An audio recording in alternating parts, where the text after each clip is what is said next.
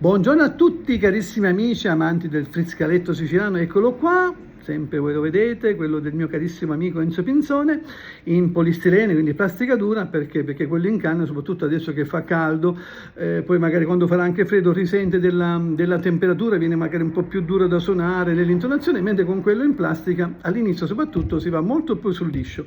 Vi farò ascoltare la seconda parte della tarantella famosa, la messinese, cosiddetta la messinese. Voi guardate attentamente le posizioni, le mie dita sui fori e cercate poi di riprodurre, un po' basatevi molto sull'orecchio.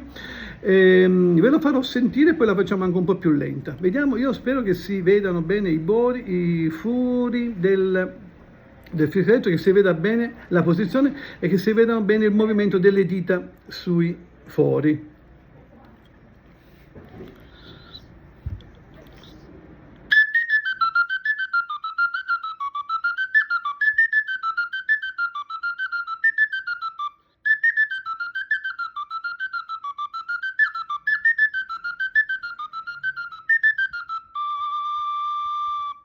Ecco, mi sono messo un po' particolarmente un po' strano per cercare di essere inquadrato.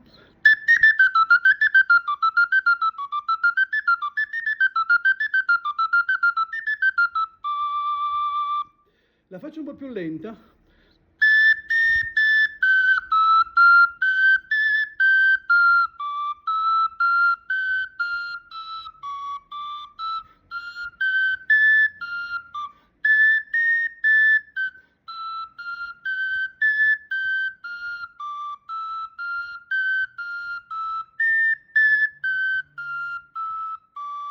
Più lenta.